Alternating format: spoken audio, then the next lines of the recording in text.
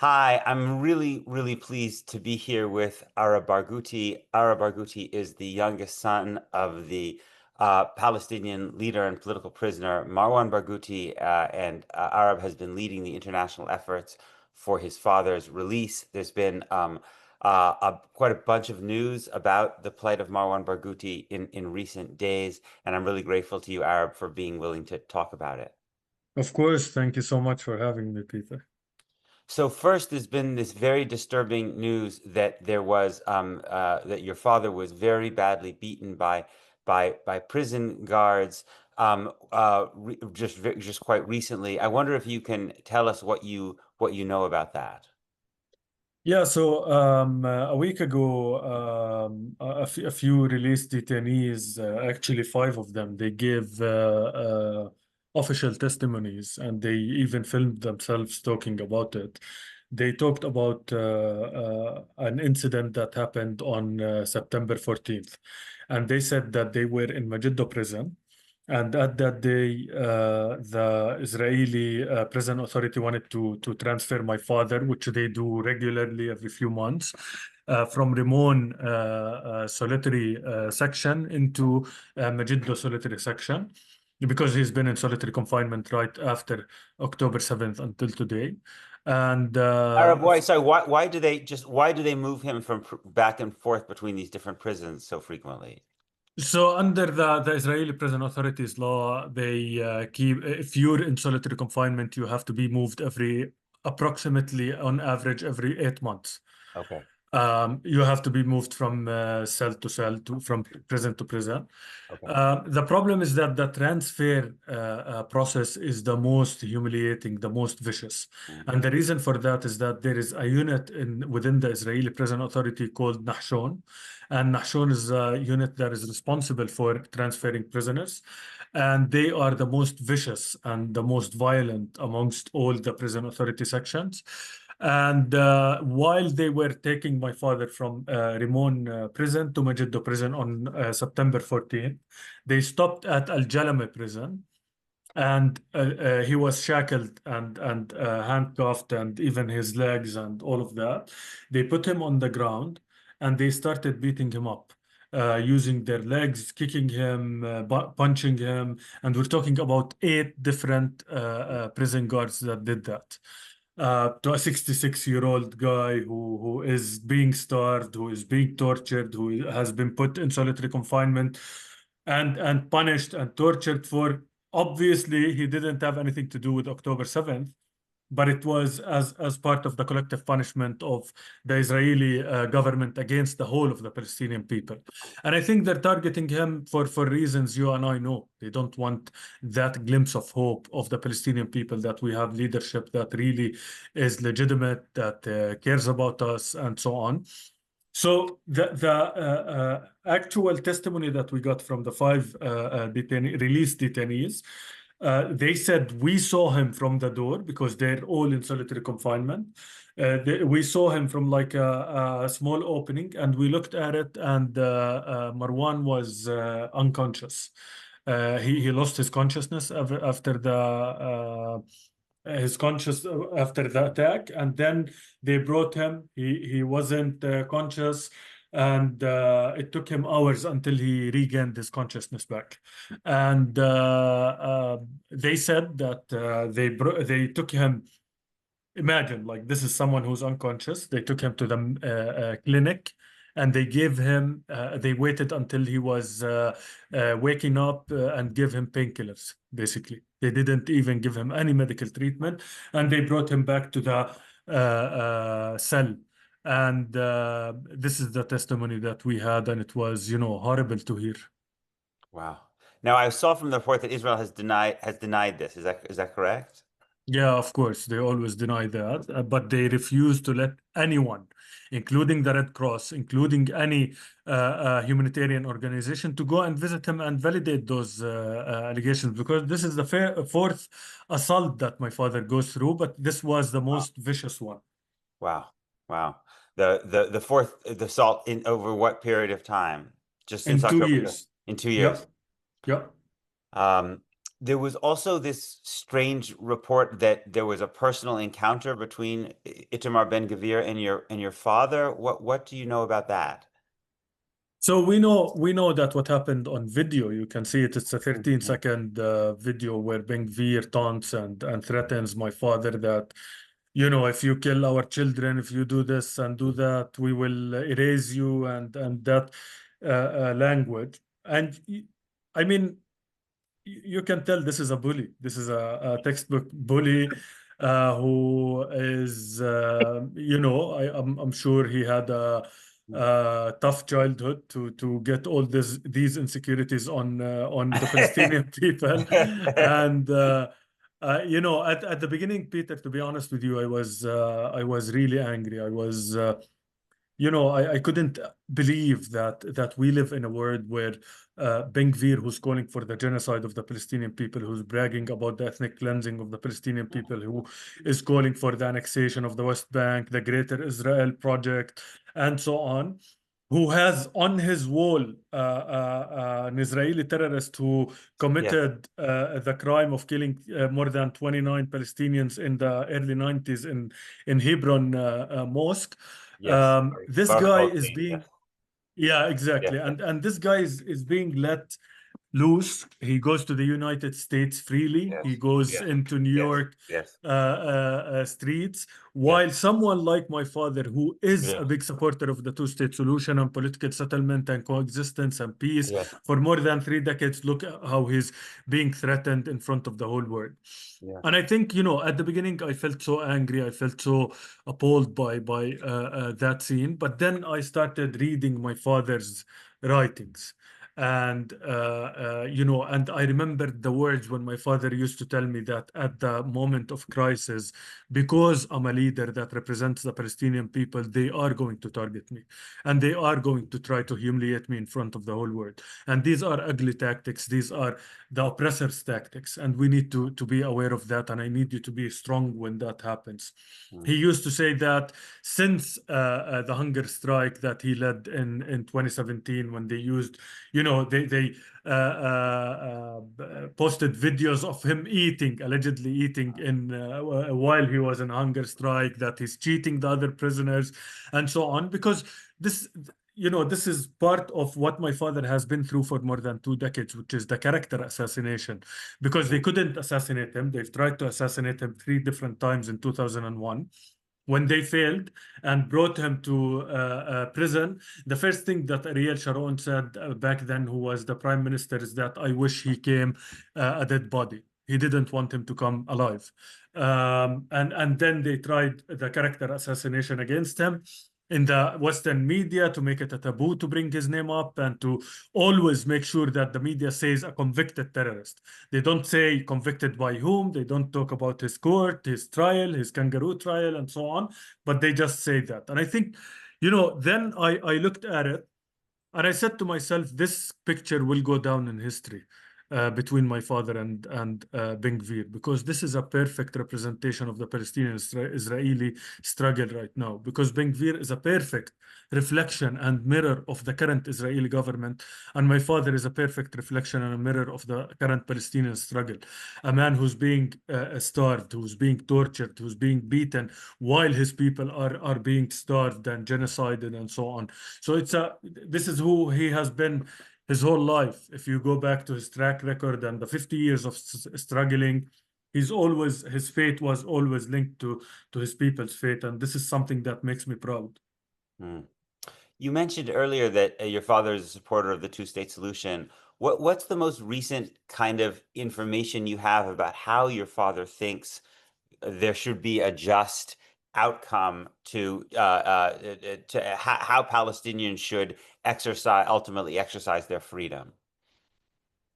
I mean, listen, my father is not delusional. He understands, Mm, and we had these arguments because, like my generation, we don't believe in the two-state mm, solution mm, at mm, all, and we mm. feel that the word two-state is just the magic word that Western leaders use to us to Yes, hypnotize yes, us into believing that something is happening, while yes. our land is shrinking, while they're building more settlements and oppressing us more and more. But at the same time, even though he's not delusional and he understands more than anyone the political scene in Palestine and what we need and so on, what he thinks is that, the how can be flexible. But what are we trying to achieve? The objective of the Palestinian people should never be flexible or have any question about that, which is Palestinian freedom, independence, self-determination, living with dignity. That's one of the most important things that he focuses on, dignity. He said that, after the Oslo Accords, we didn't have dignity, and that was the link that was missing, and that's why we're here today, because it was a 5-year interim agreement that then we would have our full rights and full state and independence and so on. And Netanyahu came to power, and the rest is history. Um, so I think that he supports political solutions. He's someone who talked about comprehensive resistance and keeps stressing on the fact that resistance is way bigger and wider, and we shouldn't limit it to armed resistance or anything like that, or even violence. He's talking about like being educated, developing ourselves, working on our economy, working on our youth, our representation, utilizing the fact that we have 7 to 8 million Palestinians in the diaspora, making sure that they are effective in their countries with their governments and so on. So he has a full comprehensive vision. That's, my father has PhD in political science. He takes his writings very seriously. So he wrote a 100-page political vision of his that includes every single aspect and angle that you can think of the Palestinian struggle, including economy, including women's rights in Palestine, because he's been a big supporter of women's rights for decades, helping my mother with her great work there, calling for elections because he wants to see more youth participation and faces within government and so on. So it depends on, like he used to always say, we need to control what we can control. And we as Palestinians, we can control our unity. We can control having a functional, healthy political system. We can control having a democratic state, a progressive state, and so on. And then we will have a way higher chance to have international partners who can help us with pressuring the Israeli government into coming to the table to negotiate a settlement that is fair to the Palestinian people. So that's his vision regarding how we should conduct the negotiations. Hmm. So there were also reports that in the negotiations over the return of Palestinian prisoners, that Hamas had requested that your father be released, but that Israel had refused. What do you know about that? Yeah, we know that 100% Hamas called Mm. for his release. And many people ask me, why would Hamas ask for his release? He opposes Hamas, and he's the only one that can win Yeah, against Hamas in any elections, the only one. yeah, And that's true. But I think when it comes to prisoner swap, first of all, you can't get away with not asking for his name because he is the most popular Palestinian yes, leader. yes. And when it comes to prisoner swaps, if you go to historically speaking and the track record for the swaps in the past, it focuses on the human side. You go from the oldest to the newest detainees, and he checks every box. He's Right. one of the oldest prisoners. His age is more than 65. He has life sentences. He's been in prison for more than 20 years. So he checks every category and every box. Mm. And unfortunately, many of the governments that interfered and mediated and so on, they promised Hamas that you will get the names that you will according to the categories, Mm, and mm, he was checking every single box of the categories. The problem is that when the list got to the Israeli government, they changed the whole list and they played with it however they wanted. And they knew that there is an enormous pressure on Hamas to accept the deal because there is no comeback after that if they refuse the deal or collapse the deal. And they used that into their advantage and unfortunately convinced the Americans that, we have to go for it. This is already a compromise from the Israeli side, and they started putting that pressure. We know that the mediators did their best in pushing for his release because they understand how much he will be a great positive force to the stability of the region. If you look at countries like Jordan, Egypt, Qatar, Saudi, UAE, and all these countries, even Turkey, they all want stability in the region. That's their main idea and main objective. And he is someone that is willing to provide stability in the region because while a people, a nation that is going through a genocide, ethnic cleansing, apartheid, occupation, it's very easy to lose hope. And once you lose hope, the first thing that you do is that you go into violence because you have nothing to lose. And that's a very dangerous place to be in as Palestinians because that's where the Israelis want us to be. And that's exactly why we're pushing for my father's campaign. It's a campaign of hope. It's not only about Marwan as a person, but it's also about Marwan, the leader, Marwan, the idea, Marwan, the unifying figure for the whole of the Palestinian people, not only the Palestinian factions. He's already unified the Palestinian factions in the past, and he has the credibility to do so. But unifying the Palestinian people wherever they are. And I think he has a vision that really represents all of the Palestinian people all over the world. Yeah. I imagine at a human level, it must have been extremely painful for you to have this possibility now that he might have been released, and to watch these negotiations unfold. And I know you were probably talking to people who were involved in negotiations, and then ultimately for it not to happen. It's listen, it was one of the toughest weeks in our lives as a family. I'm not gonna lie, especially that right after we knew that he will not be released, we learned from the released detainees the horrible stories about his beatings and his conditions and so on. And it's not easy to keep going after having all these news and after seeing that the international community is insisting to keep repeating the same mistakes again and again, which is spoiling the Netanyahu government, giving them exactly what they want and not imposing on them other solutions. And my father represents other solutions and represents a different way of thinking and a different solution. But I feel that, with all that being said, I keep asking myself, like, how can I give up or even complain while my father is going through what he's going through? And yet he was very strong mentally because that's exactly what they said, the released detainees. They said that right after he gained his consciousness, he started teaching us. He started giving lectures from 6 to 8 hours a day on the window. Just they were just hearing him about Israeli studies, about political history, about things like that to make them and he started even explaining to them, historically speaking, why the oppressor makes sure to break the image of the symbols of the oppressed. And he said that, I always recall his one of his favorite my favorite quotes of his, which he said, "Our chains will be broken before we are," and I will never lose the hope that his chains will be broken before he is, because I've never seen him broken. And I think that, also having a mother like my mother who has been, who is a leader in her own rights, someone who is very well respected within the Palestinian community. She's been working for more than 4 decades for women's rights. She founded his campaign 23 years ago. And believe me, Peter, in every letter that I got from my father on my birthdays, on any special occasion, he keeps reminding me that your mother is the most important person in this family and in the world. And he keeps reminding us that we need to stay loyal to her and we need to help her. And and I recall what he said is, hopelessness is a privilege that we don't have as Palestinians.